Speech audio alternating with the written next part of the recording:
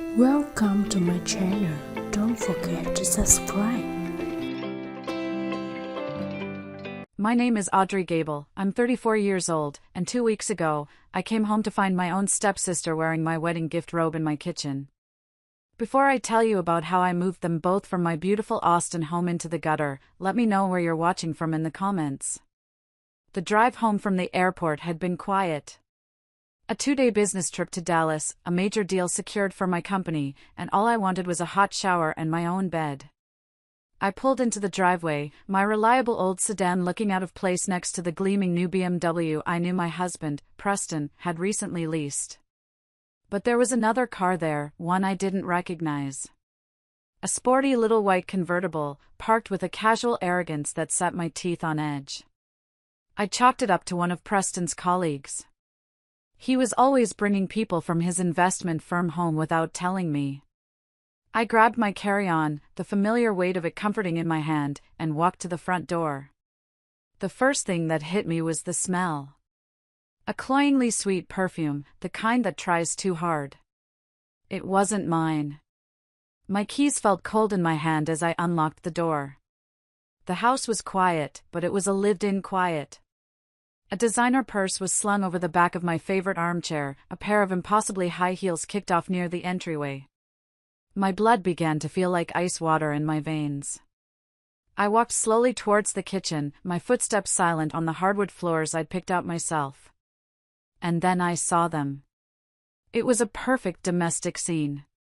My husband, Preston, sat at our polished oak kitchen table, the Wall Street Journal spread before him, a coffee mug in his hand. At the stove, with her back to me, was a woman. She was humming, stirring something in my cast-iron skillet. And she was wearing my robe. The beautiful, silk robe Preston had given me on our first anniversary, the one I treasured. For a second, my brain refused to process it. It was like watching a movie of someone else's life. Then she turned, and the movie became a nightmare. It was my stepsister, Chloe. She saw me and her humming stopped. The spatula clattered from her hand onto the stovetop. Her eyes, wide and panicked for a split second, quickly hardened into something else. Something triumphant. Preston looked up, his expression not of shock, but of annoyance. Like I was an interruption. "Audrey," he said, setting his mug down with a deliberate calm that was more terrifying than shouting. "You're home early." My voice came out, steady and even. It didn't feel like my own. My flight was changed. I set my bag down on the floor. It made a soft thud that sounded like a gunshot in the silence. Apparently, I'm not the only one who arrived ahead of schedule. Chloe just stood there, clutching the lapels of my robe. The silence stretched, thick and suffocating. I could hear the ticking of the clock on the wall, each second a hammer blow against my heart. Preston folded his newspaper, a gesture so practiced, so dismissive, it made my stomach turn. He stood up, straightening the tie of his $1,000 suit. He looked like he was about to chair a board meeting, not shatter a marriage. "We need to talk," he said. He launched into a speech. It was clearly rehearsed, every word chosen to inflict maximum damage with minimum fuss. He talked about how our marriage had been drifting, how he needed someone who understood his world, someone with ambition. He said it all without a trace of emotion, as if he were discussing a quarterly earnings report. And then he delivered the final blow. "Chloe is moving in," he said, not even looking at me, but at her. "I'm proposing a new arrangement. A civilized one. You have two options, Audrey. You can accept the situation, and we can all figure out a way to coexist. Or," he finally turned his cold eyes on me, "you can leave with what you came into this marriage with. Which, as we both know from our prenup, is nothing." Nothing. The word echoed in the room. He had just erased 8 years of my life, my work, my sacrifices, and valued it at nothing. I looked at Chloe, who was now smirking, a smug little curl to her lips. She was enjoying this. She was savoring my humiliation. I felt a strange calm wash over me. The pain was still there, a hot, sharp thing under my ribs, but it was being encased in ice. I thought about the house, this house that I had paid for in cash through my company. I thought about the cars in the driveway, both leased under my business account. I thought about the investments, the savings, the entire life he thought was his, all of it insulated, protected, and owned by the little hobby he so often mocked. He expected tears. He expected screaming. He expected me to beg. I gave him none of it. I let the silence hang in the air for a moment longer, a thick, heavy blanket of their arrogance and my resolve. I looked at my husband, the man I had loved, and then at my stepsister, the girl I had tried to help. I took a slow, deliberate breath, tasting the bitter coffee and the sweet promise of what was to come. Then, I opened my mouth and said, "All right, Preston," I said, my voice as smooth as glass. "You've made your position clear. I'll be out in 72 hours. His face, so full of smug certainty just a moment before, flickered with confusion. This wasn't the reaction he had prepared for. He expected a storm, I was giving him a dead calm. But to understand that calm, you have to understand the 30 years of weather that came before it. You have to go back to the beginning. My real life, the life I remember, started the day I lost my mother. I was 8 years old. She was sunlight and warm bread and the smell of paint. She was an artist, brilliant and kind, and she filled our little house with color and laughter. Then, a sickness came, a quiet thief in the night, and she was gone. My world turned gray. My father, a good and gentle man, was adrift in his own ocean of grief. We clung to each other, two survivors on a little raft. For 2 years, it was just us. He taught me how to be strong, and I think, in a way, I taught him how to smile again. Then came Diane. She was my father's new beginning, a woman he met through a grief support group. She was nice. A perfectly pleasant, beige-colored person who filled the quiet spaces in our house with chatter instead of color. And she came with a daughter. Chloe. Chloe was a year younger than me, all bouncing blonde curls and wide, blue eyes that knew exactly how to get what she wanted. From the very beginning, there was a strange tension. Diane doted on Chloe, praising her every minor accomplishment as if she'd discovered a new planet. My father, still fiercely protective of his first wife's memory, treated me with a quiet, deep love that felt like a secret treasure.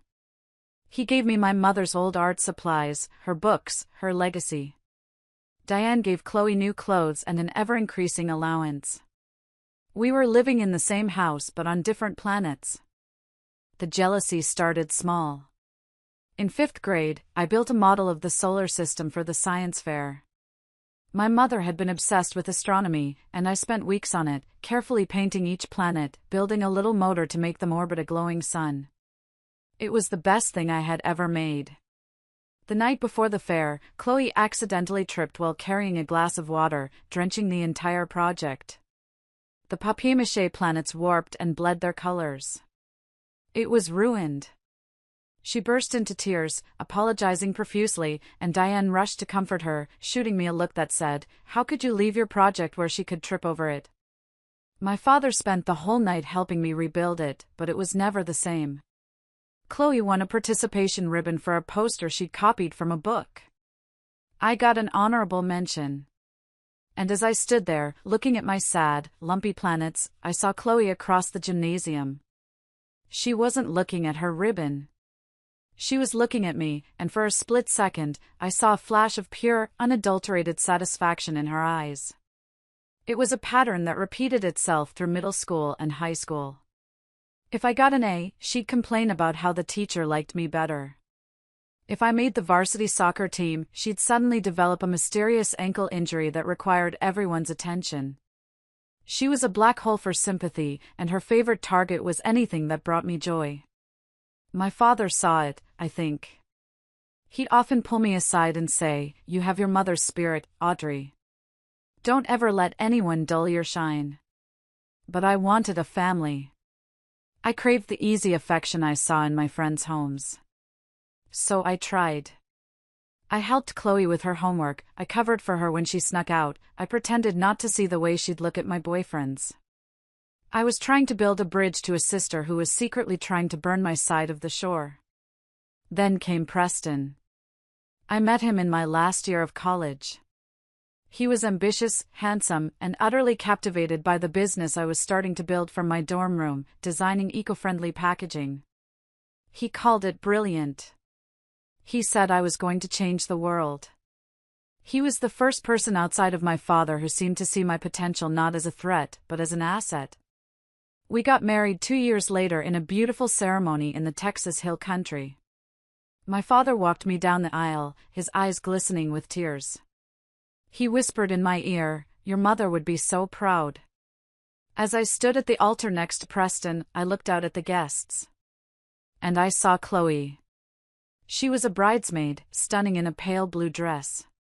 She was smiling, a wide, perfect smile for the cameras. But her eyes were fixed on me with an intensity that was chilling. There was no joy in them. No sisterly affection. There was only a cold, hard, calculating envy.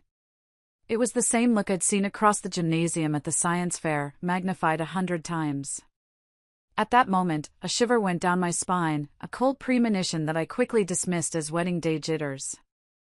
I should have listened to that feeling. It was my own heart, trying to warn me that the greatest threat to my future was standing right there, smiling in my wedding photos. After the wedding, Preston's career took off. He was a rising star at his investment firm, a shark in a tailored suit. My own business, which I officially named Verdant Solutions, was growing too, but in a quieter, more organic way. I started with local businesses at farmers markets, then landed a few regional grocery chains. The work was my passion. It felt like I was honoring my mother's artistic spirit, but with an engineer's mind. Preston had been my biggest cheerleader when we were dating, but once we were married, his tone began to change. My work became my little project. He'd come home from closing a multi-million-dollar deal and ask, "How was your craft fair today, honey?" It was a subtle shift, a slow erosion of respect disguised as affection. He'd pat me on the head when I told him I'd secured a new client, like I was a child who'd just sold a successful cup of lemonade. Meanwhile, Chloe was drifting. She'd graduated college with a business degree but had bounced between 3 different jobs in 2 years, always complaining that her bosses didn't appreciate her vision. One Sunday, during a tense family dinner, she announced she'd been fired from her latest marketing gig. Diane, my stepmother, immediately looked at me. "Audrey, Preston works at that big, fancy firm. Surely he could find a little something for Chloe to do." I felt a familiar pit in my stomach. It was the old dynamic, Chloe failing and me being expected to fix it. I didn't want to. A voice screamed in my head, "Don't do it." But then I looked at my father, who looked so tired of the constant tension. For his sake, I agreed to talk to Preston. That night, I brought it up. "Preston, Chloe is looking for a job.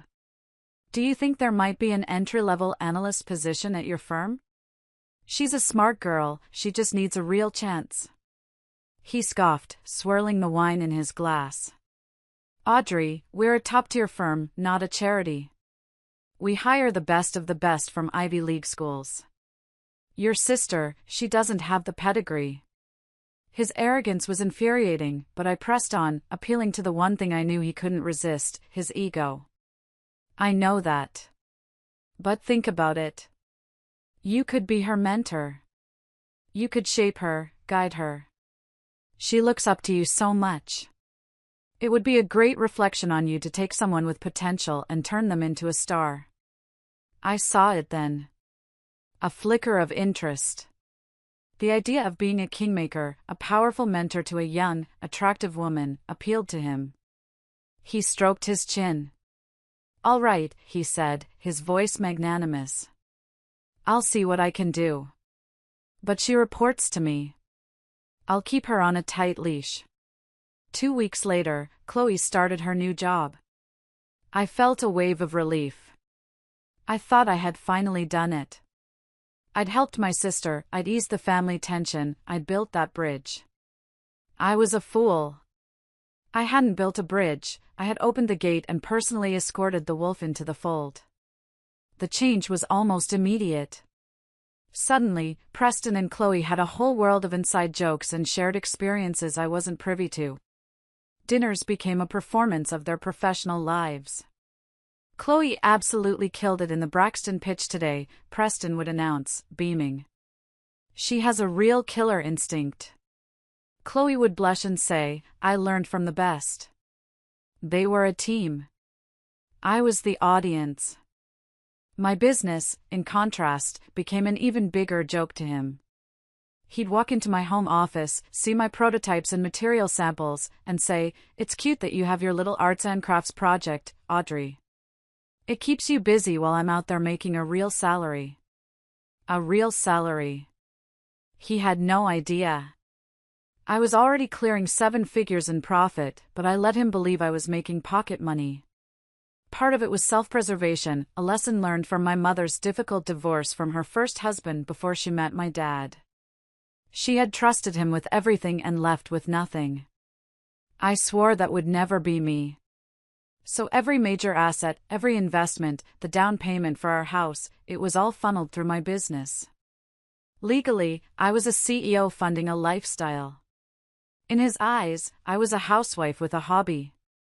The affair probably started a few months after she began working there. Looking back, the signs were all there. The late nights at the office, the business trips they took together, the way he started guarding his phone like it held state secrets. I was so busy, so focused on landing a national contract, that I explained it all away. I wanted to believe in the family I was trying so hard to build. The sickening moment of realization came about a year ago. I was looking for a document on our shared cloud drive and stumbled upon a folder of photos from a work conference in Chicago. It was pictures of them. At dinner, laughing. At a jazz club, his arm draped around her. And one photo, a selfie taken in a hotel room, Chloe wearing his button-down shirt and a triumphant smirk. My shirt. His shirt. Our life. My world didn't shatter. It simply clicked into sharp, horrible focus. Every little slight, every condescending comment, every shared glance I had ignored, it all made sense. I hadn't just been betrayed. I had personally handed them the knife. I had led the wolf right to my own door. And as it stood there, ready to devour everything I had, I made a choice. I would not be the prey. If you're still listening, please help me out by liking this video and commenting the number 1 below. It lets me know you've given me a like, and that you're with me on this journey. Your support is a huge encouragement for me to keep going. Please, comment with a 1, and then listen to what I did next. After that day, something inside me shifted. The part of me that made excuses, the part that hoped for the best, it just died. It was replaced by something cold, quiet, and methodical. I didn't cry. I didn't scream. I went into my home office, closed the door, and opened a new file on my computer. I labeled it Operation Nightingale. A nightingale is a small, plain-looking bird, but its song is one of the most powerful and beautiful in the world. I decided it was time for me to start singing. I didn't confront them. What was the point? They would just lie. They'd call me crazy, jealous, insecure.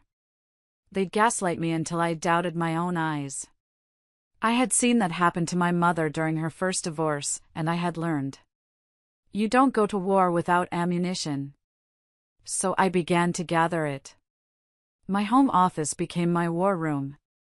I started documenting everything. Every late night, every weekend trip, every credit card charge for a hotel or a restaurant I'd never been to. I set up an alert that forwarded copies of all of Preston's receipts to a private email account he didn't know existed. Flowers for his star analyst. Jewelry from Tiffany's. Lingerie. The evidence piled up, a disgusting monument to their deceit. They, in turn, seemed to get bolder, their cruelty escalating from passive condescension to active psychological warfare. The first major attack came about 6 months ago. I was finalizing a huge proposal for a national organic grocery chain. This contract was a game-changer, the culmination of 3 years of work. The final presentation was saved on our shared cloud drive, in a folder clearly labeled Verdant Do Not Delete. I was scheduled to present it via video conference at 9 a.m. the next morning. That night, Preston came home late, smelling of Chloe's perfume and cheap victory. He was in a foul mood. The next morning, I woke up, made coffee, and sat down at my desk to do one final review. The folder was gone. A cold panic seized me. I searched everywhere. The trash, the archives, every corner of the cloud. It had been permanently deleted. I felt the blood drain from my face. I ran downstairs. Preston was at the kitchen table, reading his paper, The Picture of Innocence. "Preston," I said, my voice shaking. "My Verdant presentation folder, it's gone from the cloud." He looked up, feigning a mild surprise. "Oh, really? That's strange. You know, I was doing some cleanup on the drive last night, it was getting so cluttered. I probably deleted it by accident. I'm sorry, honey." He turned back to his paper. "I didn't think your little craft files were that important." I just stared at him. The casual, dismissive way he said it. The lie was so blatant, so cruel. He knew exactly how important that presentation was. This wasn't an accident, it was sabotage. He was trying to keep me small. He was trying to break me. I felt a hot flash of pure rage crawl up my neck. For a moment, I wanted to scream, to throw my coffee mug at his smug face. But I didn't. I just turned and walked back upstairs. I had a backup on a separate hard drive, I always have backups. But he didn't know that. I spent the next 3 hours rebuilding the parts one had updated, my fingers flying across the keyboard, fueled by coffee and a cold fury. I delivered the presentation at 9 a.m.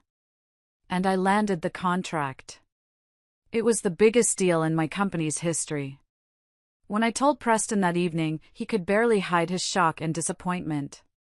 And I knew, without a doubt, that I was at war with my own husband. The second attack was more public, more humiliating. It was orchestrated by Chloe. Preston's firm was hosting its annual charity gala. I was expected to attend, to play the role of the supportive wife. I hated it, but I went. I was standing by the silent auction table when they walked over. Chloe was clinging to Preston's arm, wearing a backless red dress that was both expensive and desperate. She looked me up and down, a fake, sweet smile plastered on her face.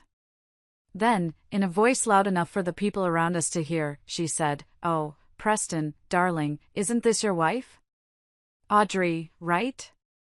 She knew my name perfectly well. "It's so lovely to finally meet you in person. Preston tells me you do something with boxes? It's so sweet to have a little hobby to keep you busy while the adults are working." The people nearby chuckled. My face burned. It was a direct hit, designed to paint me as a frivolous, kept woman. A nobody. Preston just stood there, a proud smirk on his face, enjoying the show. I looked at Chloe, at her perfectly made-up face and her cold, empty eyes, and I felt a strange sense of pity. All this effort, all this cruelty, just to try and steal a life she could never build for herself. I just smiled politely. "Design is a fascinating field," I said, my voice even. "You should look into it sometime. It teaches you that the most beautiful structures are built on a solid foundation. Something that can't be easily broken."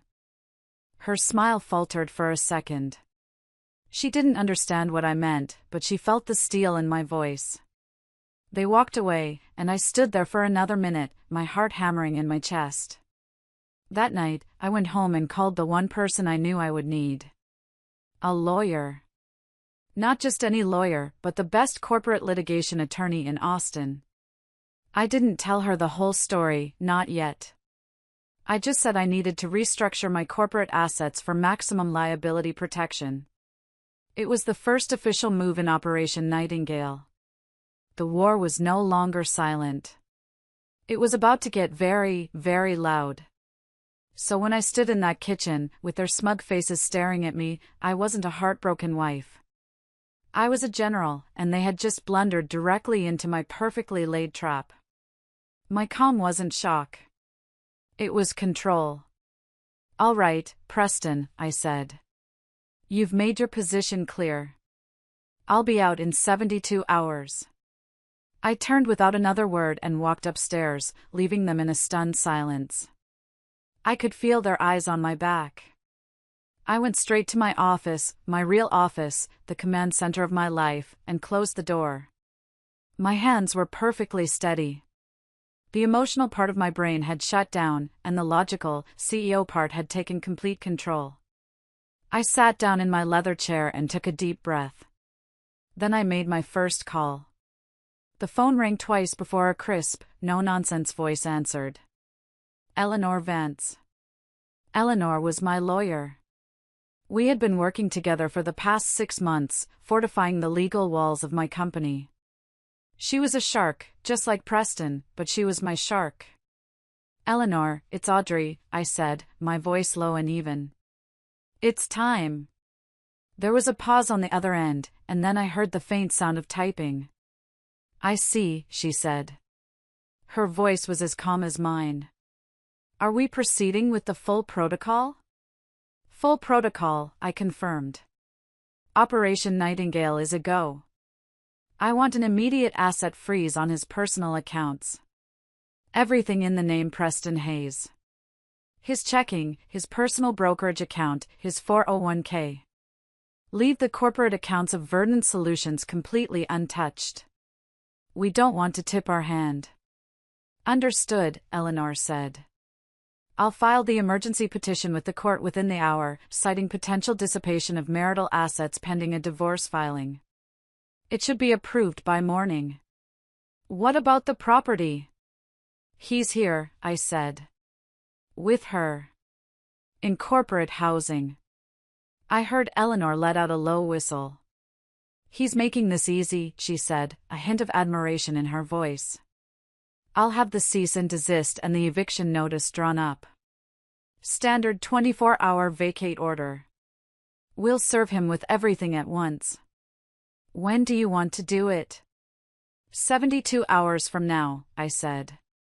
"Let them have their little victory for a couple of days. I want them to feel safe.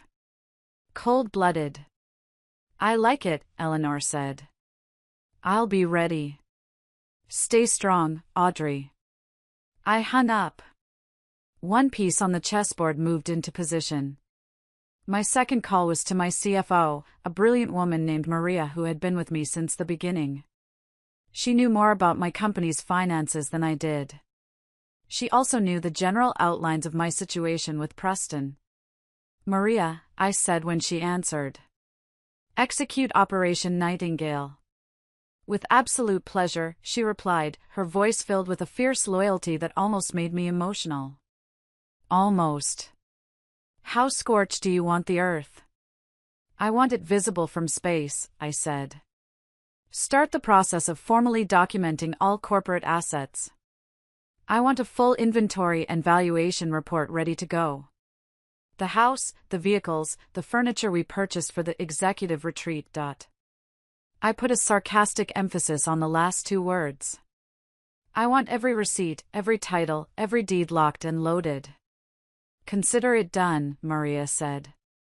"They won't know what hit them." I ended the call. The machine was now in motion. All the pieces I had so carefully put into place over the last year were moving towards their inevitable conclusion. I leaned back in my chair and finally allowed myself to feel the silence of the house. But it wasn't silent. Faintly, through the floorboards and the air vents, I could hear their voices from the kitchen below. They weren't whispering. They were laughing. I crept to the vent in the corner of my office and listened. "Can't believe how easy that was," Chloe was saying, her voice giddy. "I thought she'd fight. Scream or something. She just folded." "She knows she can't win," Preston's voice replied, deep and smug. "Without me, she's nothing. Her little craft blog can't pay for this lifestyle. She's smart enough to know that. Taking the high road is her only move." "So, what happens now?" Chloe asked. "Is she really going to leave?" "She has to. In 72 hours, this house is officially ours. We can finally start our lives." I felt a bitter smile touch my lips. Our house. Our lives. The arrogance was breathtaking. Then Chloe asked the question that made my blood run cold all over again. "Should we change the locks?" There was a pause. Then Preston chuckled. "After she leaves," he said. "Let's not be cruel." Cruel. He thought that was mercy. I pushed myself away from the vent, the icy calm settling back over me. They had no idea. They were two mice, celebrating in a beautiful house, completely unaware that they weren't the owners. They were just pests.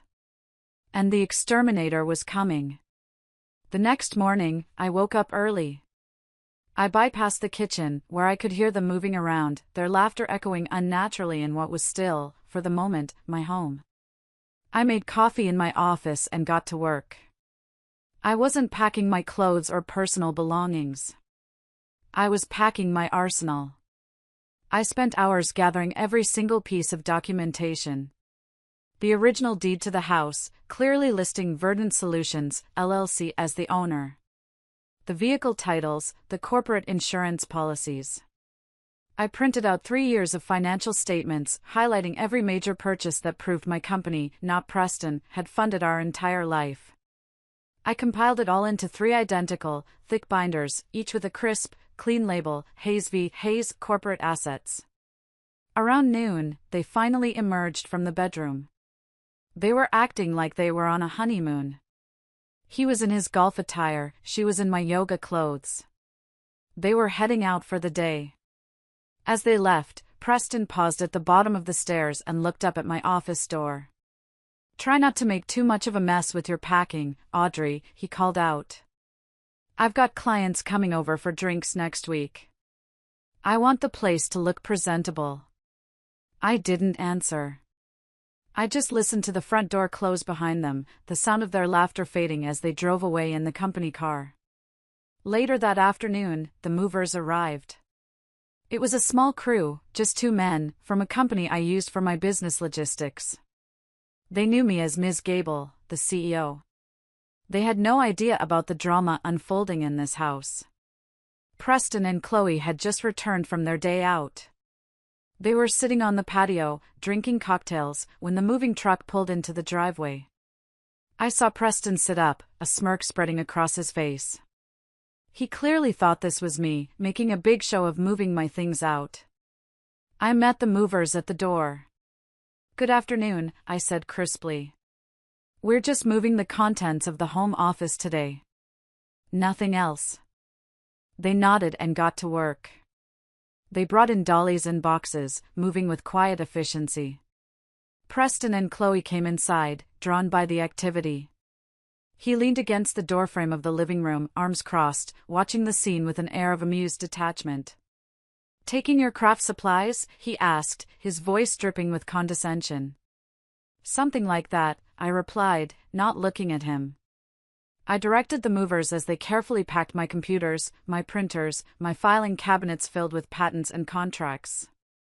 They wrapped my design awards in bubble wrap. They dismantled the large oak desk that had been a gift from my father. Chloe wandered around, picking things up and putting them down, acting as if she were the lady of the manor inspecting the staff's work. She had fully embraced her new role. Her clothes were already mixed in with mine in the master closet. Her makeup had taken over my side of the bathroom vanity. "You know," she said, trailing a finger along a bookshelf. I love what you've done with the house. But when it's officially ours, I think I'll probably update everything. Your style is a bit dated. Design is subjective, I said pleasantly, my eyes following a box labeled International Contracts as it was carried out the door. An hour later, my office was empty. The room looked stark and bare. The movers loaded the last box onto the truck and I signed their paperwork. As the truck pulled away, Preston clapped his hands together lightly. Well, he said, with an air of finality. That's that, I suppose. Glad we could get this done so amicably. I just nodded and went back upstairs to the empty room. The real packing could wait. I had one more day of their charade to endure. That evening was the longest of my life. They ordered expensive takeout and watched a movie in the living room, laughing and cuddling on the sofa I had paid for. I stayed in my empty office, making a few final calls, my laptop on the floor. Later, as I was walking down the hall to the guest room where I'd been sleeping, I passed the open door of the master bedroom. Chloe was inside. She was sitting at my vanity, the one that had belonged to my grandmother. And she was going through my jewelry box. I froze in the doorway, hidden in the shadows. I watched as she picked up a delicate gold locket. It wasn't expensive, but it was my most precious possession. It had been my mother's. An inheritance of the heart. It held a tiny picture of her and a tiny picture of me as a baby. Chloe opened the locket. She stared at the pictures for a moment, her expression unreadable. Then, she snapped it shut. She unclasped the chain and, with a slow, deliberate movement, fastened it around her own neck. She looked at her reflection in the mirror, turning her head from side to side, a small, smug smile playing on her lips. You won't be needing this anymore, she whispered to her own reflection. I think it looks better on me anyway. A wave of heat washed over me, so intense I thought I might pass out. It was a violation so profound, so deeply personal, it transcended everything else. She wasn't just taking my husband and my house. She was trying to take my past. She was trying to erase me. I backed away from the door, my hands clenched into fists, my nails digging into my palms. The ice in my veins had turned to fire. The calm, calculating CEO was gone, and in her place was a woman who had just been pushed past her breaking point. 72 hours had been a kindness. Now, it felt like an eternity. Tomorrow couldn't come soon enough. The morning of the third day dawned bright and clear. A perfect day for a demolition. I was awake before the sun, a strange and total calm having settled over me during the night. The rage from seeing Chloe with my mother's necklace had burned away everything else, the doubt, the pain, the sadness. All that was left was purpose. I packed my personal belongings. Not into moving boxes, but into 2 suitcases. The clothes I loved, the books that mattered, the photos of my mother. I worked silently, methodically. I left the jewelry box on the vanity, empty except for a few stray earrings. The locket was still missing. I came downstairs at precisely 8:30 a.m. Preston and Chloe were in the kitchen, acting out the final scene of their little play. He was dressed for work, reading his paper. She was in one of my workout outfits, making a smoothie. They were already looking at brochures for a trip to Bali, spread out across the kitchen island. Planning their victory tour. Morning, Preston said without looking up. The 72 hours are up at noon. I trust you'll be gone by then? Don't worry, I said, pouring myself a final cup of coffee from the pot. Everything is right on schedule. Chloe smirked at me over the rim of her smoothie glass. Don't forget to leave your keys on the counter, Audrey. I just smiled. We sat in a strained silence for the next 20 minutes. Them, rustling papers and whispering about infinity pools. Me, sipping my coffee and watching the clock on the wall. 9 a.m. 9:05, 9:10. At exactly 9:15 a.m., the doorbell rang.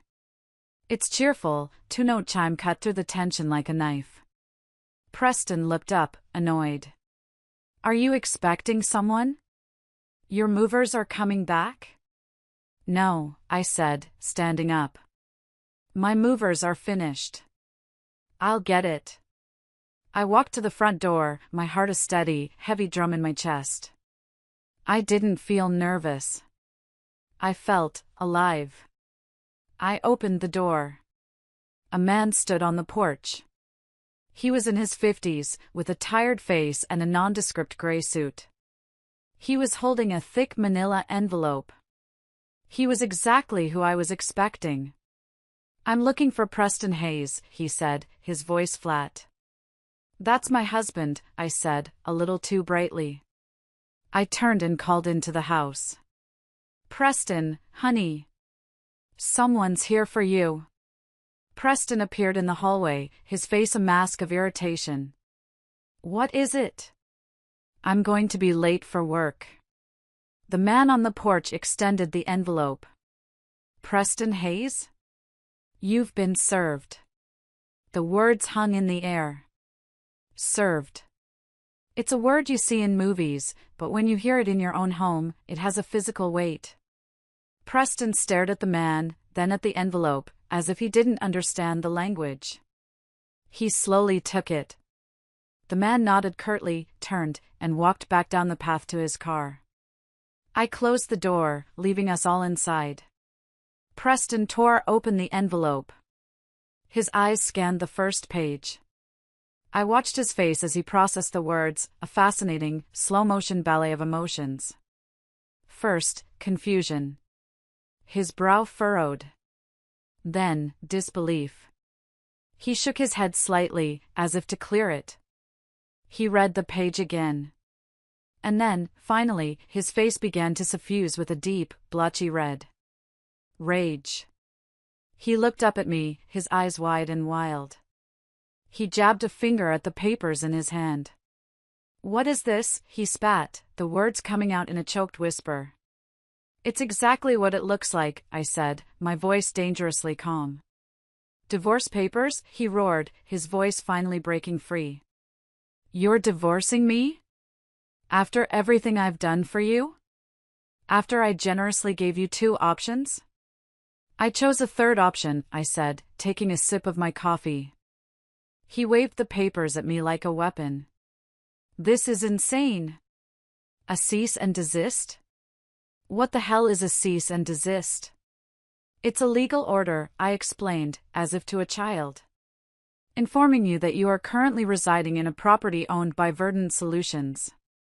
As the CEO of that company, I am formally instructing you to vacate the premises.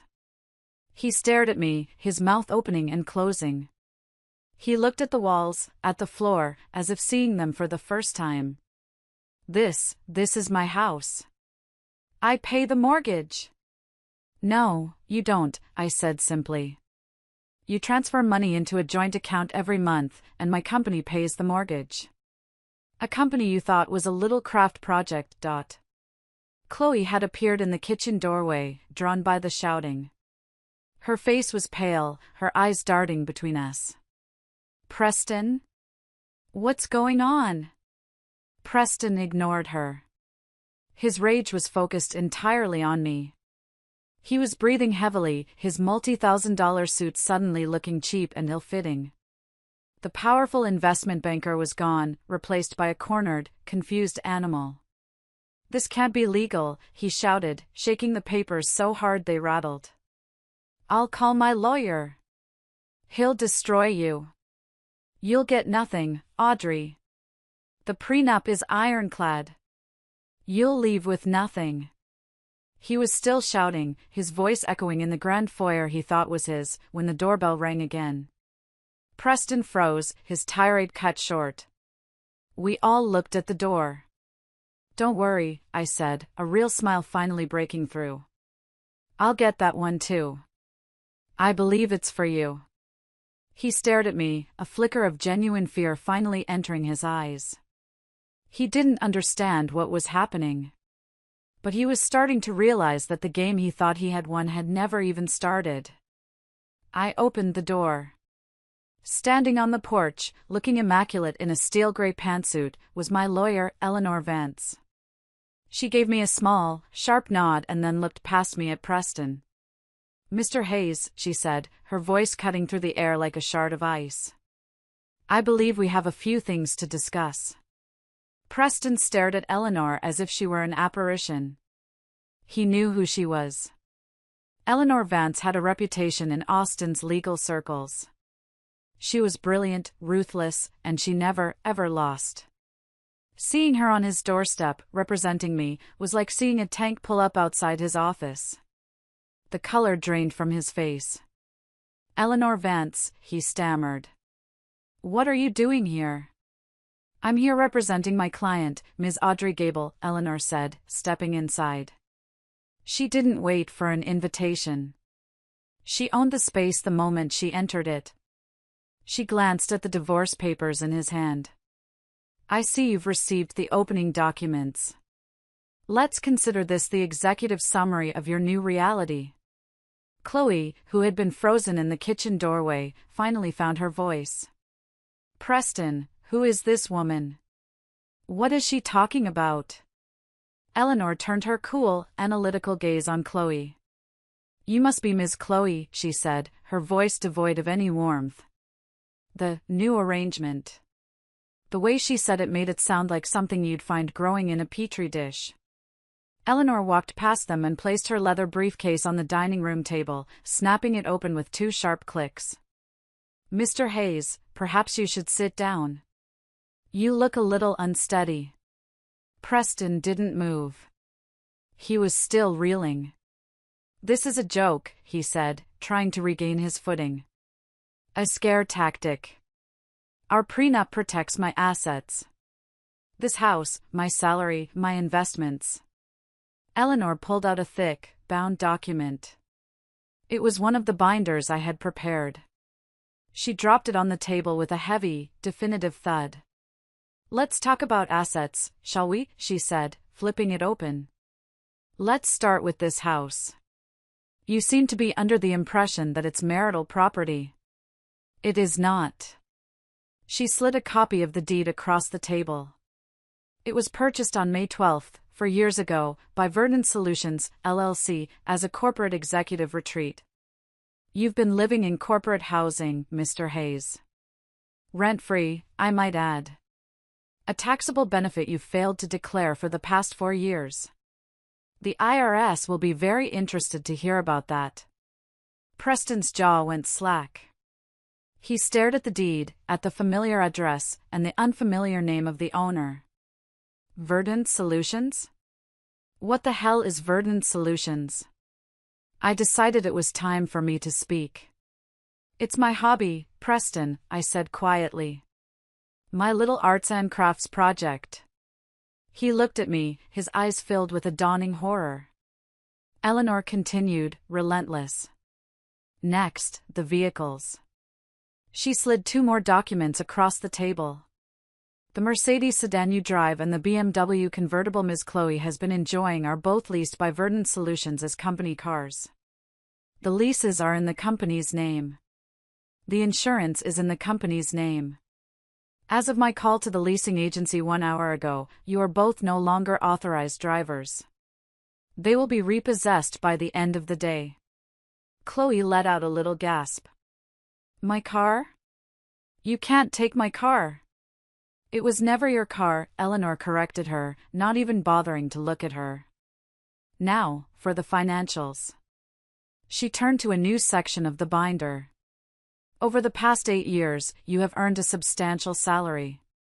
However, your spending has been prodigious.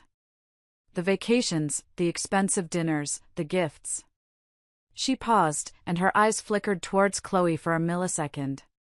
"You've been living a lifestyle that, I'm afraid, was largely subsidized.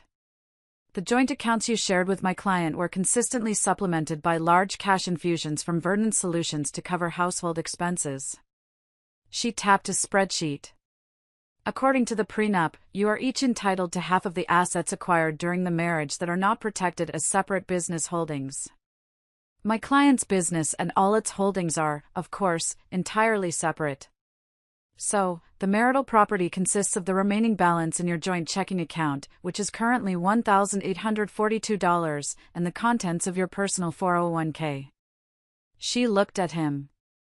After 8 years of marriage to a woman you believed was financially dependent on you, your share of the marital estate comes to approximately $47,000 to be generous. Your lawyer will receive my full financial disclosure this afternoon. Preston finally crumpled. He sank into one of the dining room chairs, my company's chair, and put his head in his hands. The silence was broken only by his ragged breathing. Chloe, however, wasn't finished. The reality of her situation was crashing down on her, and she was panicking. She turned to me, her face a mess of confusion and fury. "This is crazy," she sputtered. "You can't own all this. You just make boxes. Preston is the successful one. He's the investment banker." I looked at my stepsister, the girl who had stolen my husband and tried to steal my mother's necklace, and I felt nothing but a vast, empty pity. I pulled out my phone, opened an app, and placed it on the table in front of her. It was the real-time valuation of my privately held company, prepared by an independent firm for our upcoming move to go public. The number glowed on the screen. $9.5 million. Chloe stared at it. Her mouth opened, but no sound came out. The number was impossible. It didn't compute with the narrative she had built in her head, the one where I was the pathetic, hobbyist wife and she was the brilliant, ambitious woman who had won the real prize. Preston lifted his head. He looked at the phone screen. I saw the last bit of fight go out of him, replaced by a hollow, vacant look of utter defeat. "But how?" he whispered, his voice a ghost. "You were so busy looking down on my work, you never bothered to actually look at it," I said. "You were so confident in your own superiority, you couldn't imagine I was building an empire right under your nose." Eleanor closed her binder with a sharp, final snap. "So, to reiterate," she said, her voice now holding the crisp finality of a judge's gavel. "You have 24 hours to vacate this property. You will leave the keys on the counter. You will take only your personal belongings. Anything else will be considered theft. Is that understood?" Preston just nodded, a broken man. Chloe finally found her voice again, a desperate, pleading whine. She looked at Preston. "Preston? Do something. You promised. You promised me this life." He didn't even look at her. He just stared into the middle distance, his billion-dollar world shrunk down to a single, humiliating number on a phone screen. I looked at Chloe, and I almost felt sorry for her. "He promised you someone else's assets," I said, my voice soft. "Rookie mistake. You should always verify ownership before you commit to a hostile takeover." Their departure was as pathetic as their reign had been arrogant. They didn't take the full 24 hours. By that evening, they were gone. I watched from the upstairs window as they loaded clothes and boxes into the back of Chloe's friend's beat-up sedan. The 2 gleaming company cars were already gone, repossessed just as Eleanor had promised. They didn't talk. They just moved with the grim, joyless efficiency of defeated soldiers. Chloe shot one last hateful glare up at the house before getting in the car. It was the look of someone who had been robbed of something she never actually owned. The aftermath was swift and brutal, just as Operation Nightingale had been designed to be. The news of Preston's spectacular divorce and financial ruin spread through Austin's tight-knit business community like wildfire. His firm, embarrassed by the scandal and concerned about his misrepresentation of his financial status, placed him on indefinite leave. No one wanted an investment banker who had been so thoroughly outplayed in his own home. He was a joke. His career was over. Chloe was quietly let go from her position a week later. It turned out that sleeping with a senior partner who then becomes the subject of a massive, humiliating scandal wasn't great for an analyst's career prospects. They moved into Chloe's tiny, one-bedroom apartment on the other side of town, the one she had been so desperate to escape. The divorce was finalized in record time. Preston's lawyer, the same one who had drafted our ironclad prenup, advised him to take whatever settlement he could get. He tried to fight, to claim I had hidden assets, but Eleanor shut that down in court with brutal efficiency. "Your Honor," she said, "Mr. Hayes had access to all the same information my client did. He simply chose not to look at it. He was too busy dismissing his wife's hobby to notice she was building an empire." The judge, a woman who looked like she'd seen this movie 1,000 times, didn't even try to hide her smile. Preston walked away with half of the joint bank account and his 401k. It was just enough to cover his legal bills. The family fallout was just as messy. My father was heartbroken. He called me, his voice thick with shame and regret. "I'm so sorry, Audrey," he said. I saw her jealousy, but I never imagined it could go this far. We talked for a long time, and I knew our relationship would survive. My stepmother, however, was a different story. She called me screaming, accusing me of ruining her daughter's life. "Chloe made a mistake," she shrieked. "She fell in love. You didn't have to destroy her." She tried to destroy me, I replied calmly, and she failed. I am done cleaning up her messes, and I am done with you enabling her. I hung up the phone, and with that click, I severed the final, toxic tie to that side of the family. It was a painful amputation, but a necessary one. As for Chloe and Preston? Their desperate alliance, built on greed and ego, crumbled without my money to hold it together. I heard through the grapevine that she left him within 2 months. She couldn't stand the real Preston, the one without the fancy house, the fast cars, and the unlimited credit card. Last I heard, she had moved back home with her mother, her grand ambitions reduced to bitter complaints on social media. 6 months after the divorce was final, Verdant Solutions went public. The IPO valued the company at $23 million. The day the stock opened, I sat in my newly redecorated home office, watching the ticker on my screen climb.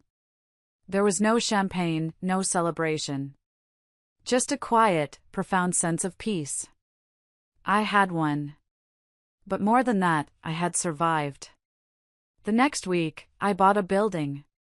It was a downtown office tower that had recently come on the market because a major tenant, an investment firm, was downsizing and breaking their lease.